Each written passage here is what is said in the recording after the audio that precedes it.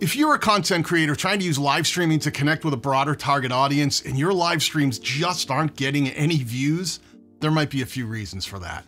Let's talk about them. The number one reason is you may just not have built up enough of an active community. Now, as much as places like YouTube will recommend your live stream when you go live, it's gonna still recommend that content based on the viewer behavior of other people who may have interacted with your channel recently. Now, if you haven't done a lot of live streaming, or in the past, a lot of people haven't shown up for your live streams, it's gonna be a little tougher for you to connect with as many people right off the bat until you start to grow a community around the content that you make. Now, the number two reason why your live streams may not be getting many views is that you don't have any specific value proposition to those live streams. Just like you would make regular edited content for the platform, you have to make sure that you're very clear about why the viewer would want to come and watch that live stream. Just saying, hey, I'm live, really isn't enough. Now, let's say you actually have developed a really good value proposition for that live stream and why people should be there. The number three reason is your packaging is poor. Make sure that you represent that really well in the title and the thumbnail of that live stream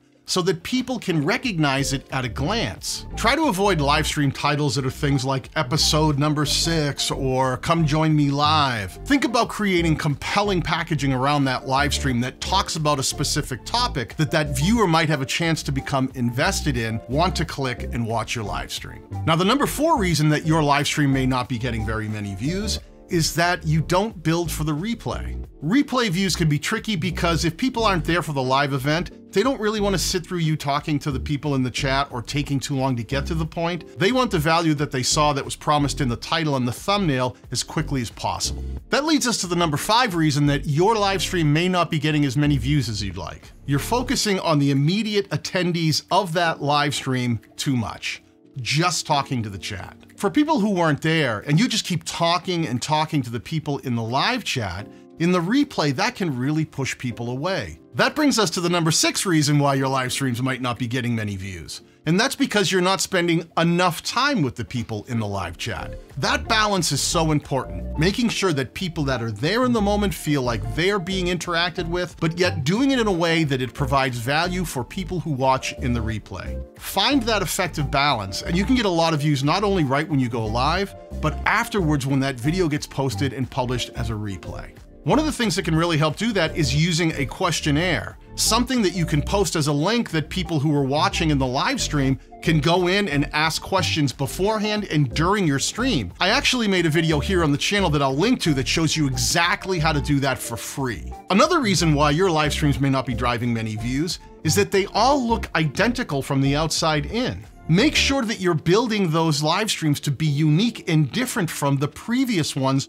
or the ones you might be doing next. Because if someone sees a live stream that was from yesterday and one that was from weeks ago and they look the same, that viewer might think that they've already seen that live stream replay and may choose not to watch. That brings us right into the next reason why your live streams may not be getting a lot of views, and that's because of the length of the live stream. Streaming for hours and hours on end can sometimes make sense for the right target audience, but in general, asking that much time of people is a big ask, especially if they're watching after the fact. So make sure you're trying to limit those live streams to a length that's not only digestible in the moment, but in the replay as well. Now, because live streams do tend to be longer than the average recorded video on the platform, what you might want to think about is incorporating well-optimized chapters in that live stream. Chapters allow people to jump to different sections of that live stream and just consume the pieces that were really important to them without having to sit through an hour's worth of previous content to get to it. Chapters are actually now being served in places like search, so they can actually help with discovery after the fact. So using chapters in your live stream can really help change the viewer experience long after the stream is ended and people are watching in the replay. If you want to learn more about StreamYard or how to use live streaming to grow your YouTube channel, click on the video that I've got on screen right now or the ones that I'll link down below. Peace.